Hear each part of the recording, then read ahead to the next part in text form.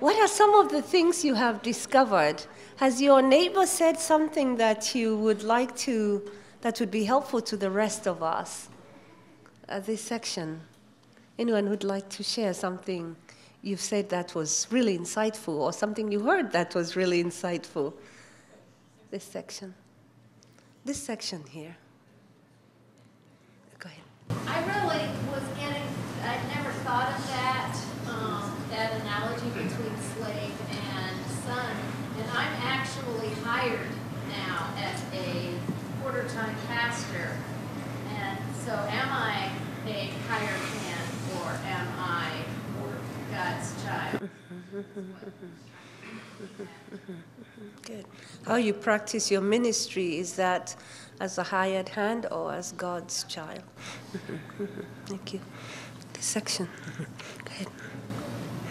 One of the parallel questions that came to me as you asked us to debate that was, what was there that dictated to the son, the elder son, that he was a slave?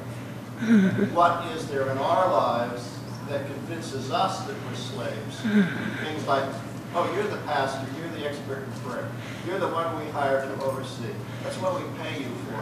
And we allow society and the church to convince us, I think, that we are servants, we are slaves, and not children of God. The continuing question is, what you're wrestling with, what does a child of God look like, and how do we model that? How do we get back to being children of God?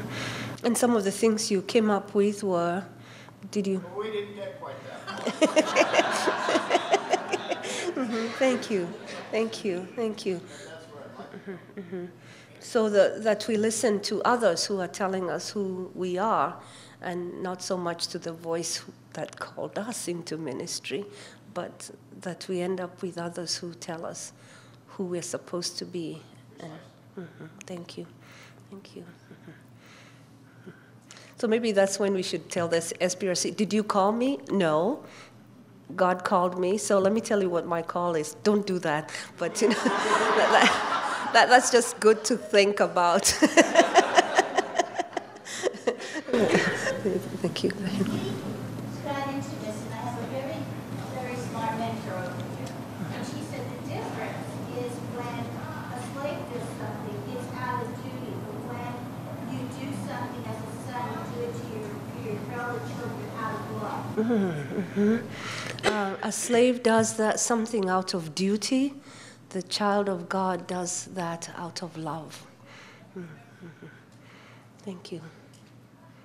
So the slave will go as far as they are hired to go. The child of God will go the extra mile. Thank you. I think it has also to do with choice. One of the ways that a slave can be a child can be a slave is whether you choose, this is how I will serve, or if this is something that you're stuck with. Either being trapped and imposed upon is slave mentality. Somewhere in the Philemon, where Paul explains about how you can still be a slave and a child at the same time. It's interesting. The choice. So sometimes being trapped in places, and you're quoting Philemon on how you are in those places sometimes where you're in a slave situation, but you choose to live it out as a child of God. Is that, am I getting that? Okay. Sort of. So I can see the older son, even though he is a child, feels stuck. Where he is stuck with what's expected of him, and feels like a slave. The feeling of being stuck, and therefore feeling like you're a slave because you're stuck with no choice. Thank you. Anyone else? Thank you. A few, was it last Sunday when those of us who follow the lectionary came to that scripture? In those days, Jesus came from Nazareth of Galilee and was baptized by John in the Jordan. And just as he was coming up out of the water, he saw the heaven torn apart and the Spirit descending like a dove on him. And a voice came from heaven, "You are my Son, the Beloved. with you I am well pleased. This one is the Markan text, and the lectionary had the Matthew text of that same story. The story of Mary's boy leaving home. And in my own mind, I saw him walking away from home.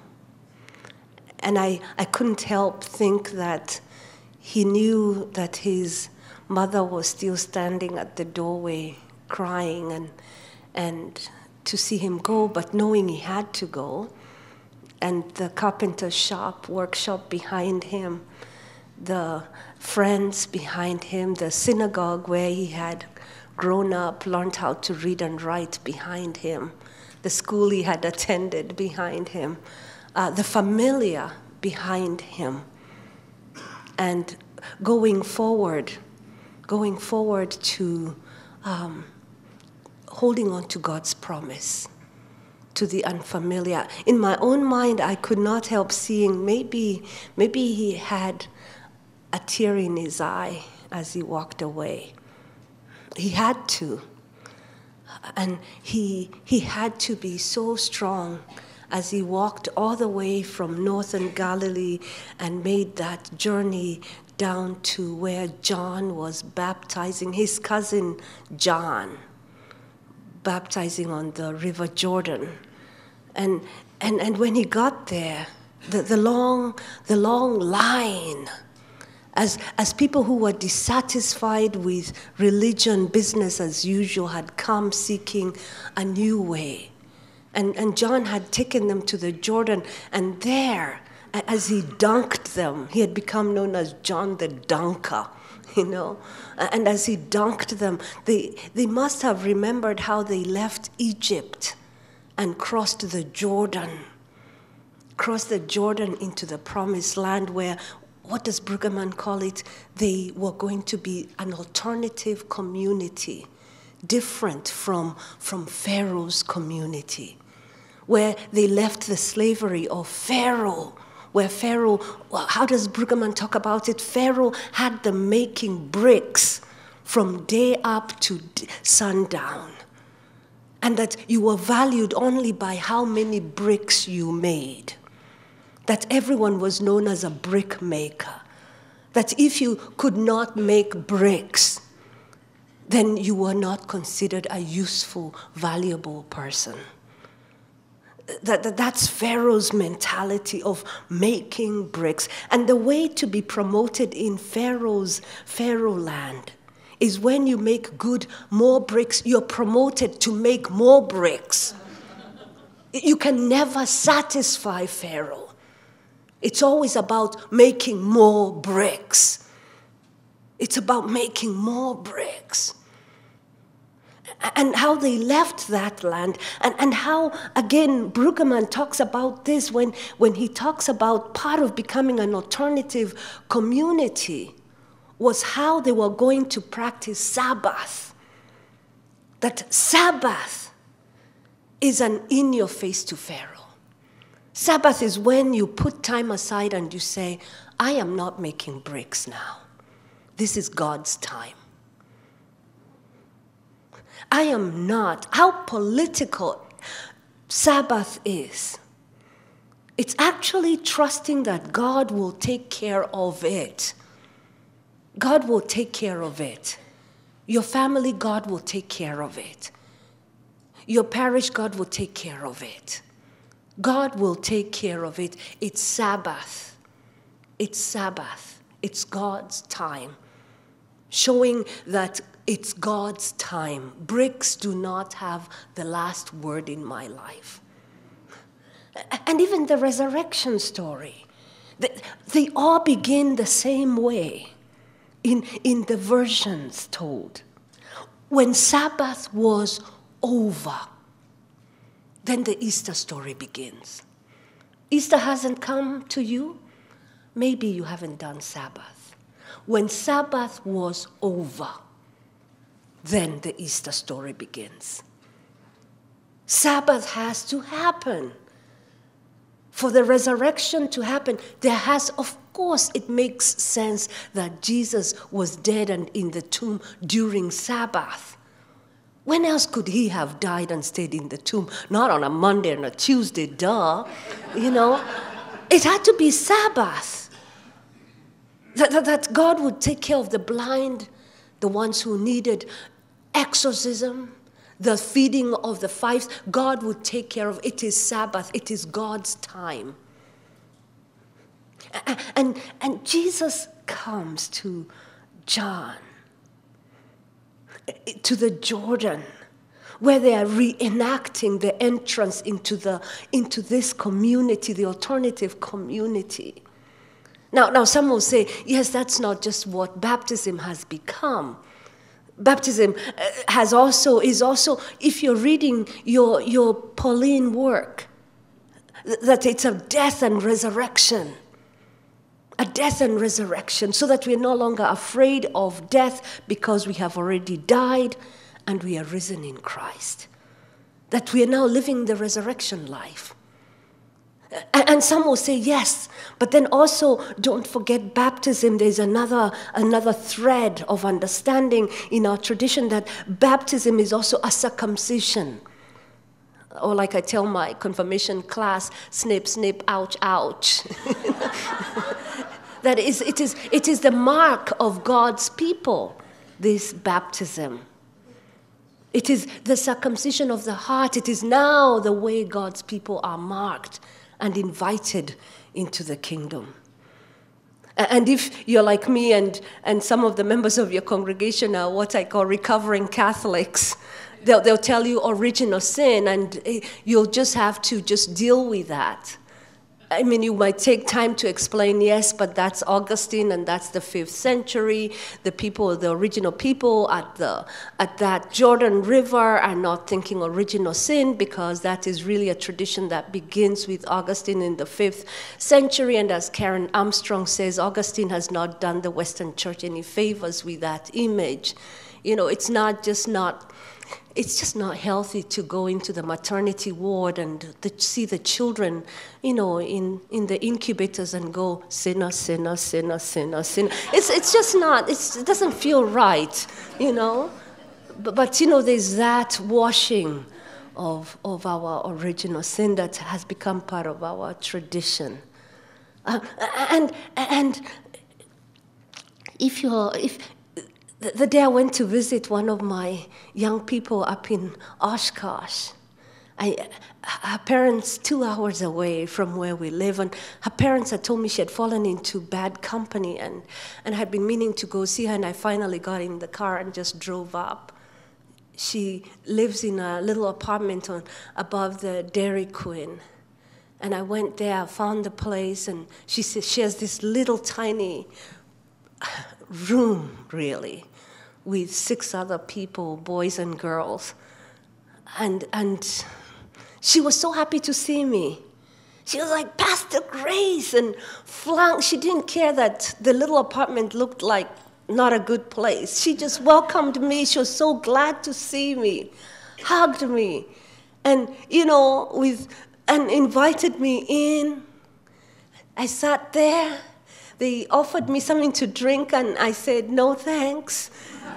You know, and you know, her friend, one of the girls was there, all of them in their goth look, you know, black everything, black lipstick, black eyeshadow, black hair, black everything, skeleton paintings on the wall.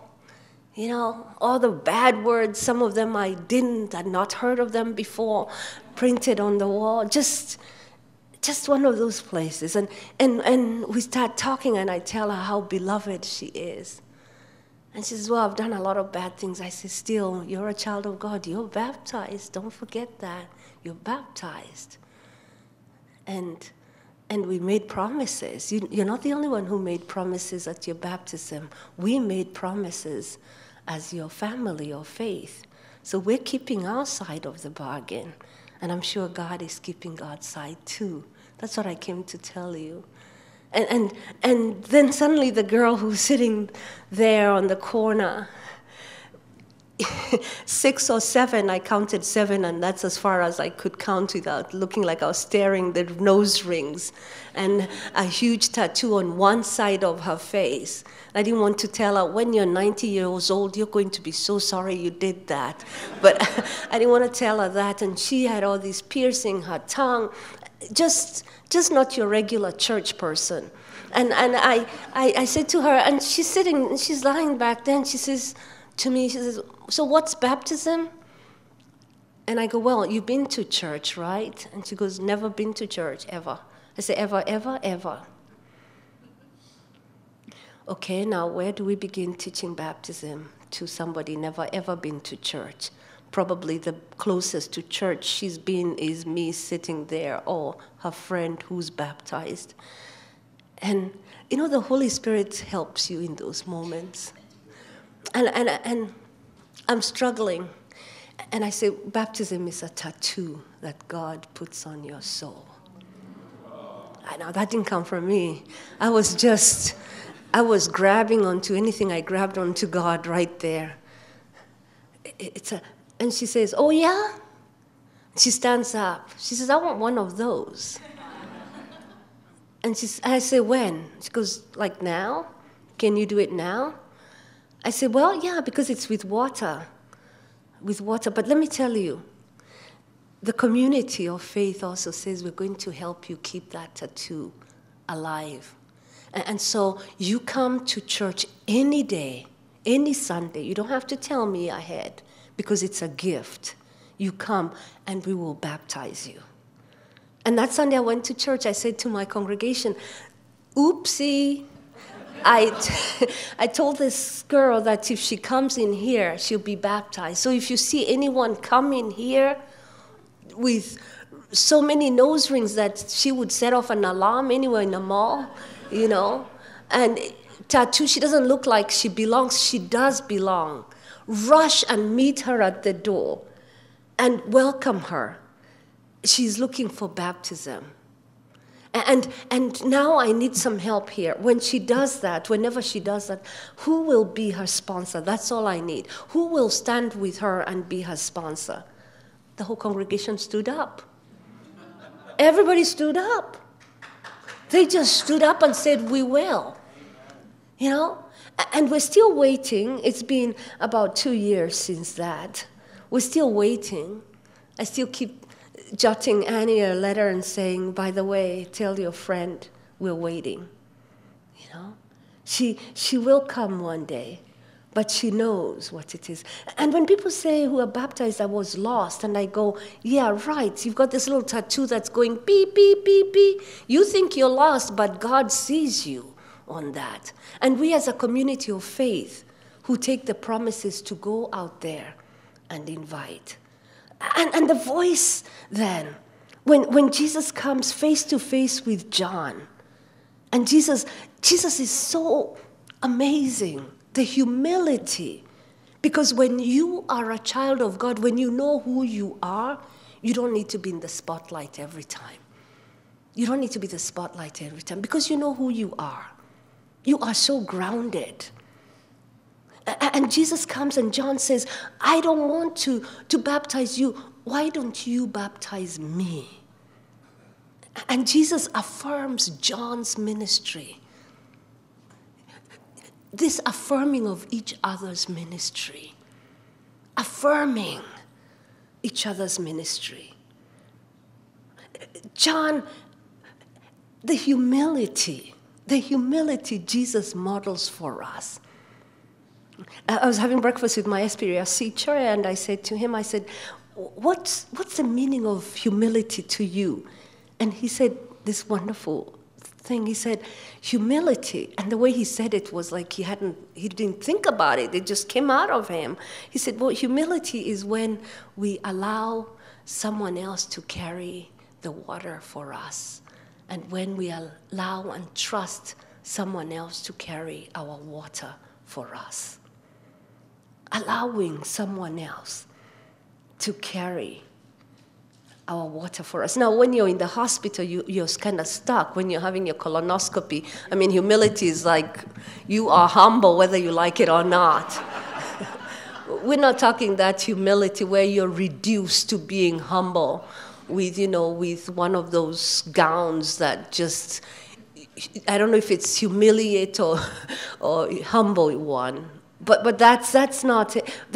I'm talking about when you choose to allow someone else to carry your water for you, when you trust someone else to carry your water for you. Humility. And Jesus is there, and he is baptized, dunked in that water. And that's when the voice says, "This is my beloved Son. This is my beloved Son. Who he is my Son." And I want to believe that when I was baptized, there was so much chaos about baptism, where people should stand and who should hold the baby, and where, there's just so much noise that we don't always hear it. But I want to believe that every time there's a baptism, even my own, the voice speaks and says, "This is my child."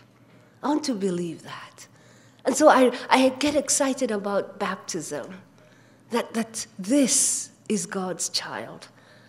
And the way we treat one another, that this is God's child. And when you know that about others, the way we treat them, the way we love them, the way we forgive them, who they are and whose they are. No matter what's going on in our lives, in our parish, no matter the chaos, the personalities, you are God's child and not just a hired hand or a slave. And you are beloved. And during this Sabbath is when you let go and you allow God to take care of it. When you go back, you'll be asked, "What did you do?" I hope you say, "Nothing." Nothing? What did you learn? Nothing. How was the speaker? Okay. So what happened? I just let God love me and care for me. I just enjoyed being with God, remembering again, I am God's daughter, God's son.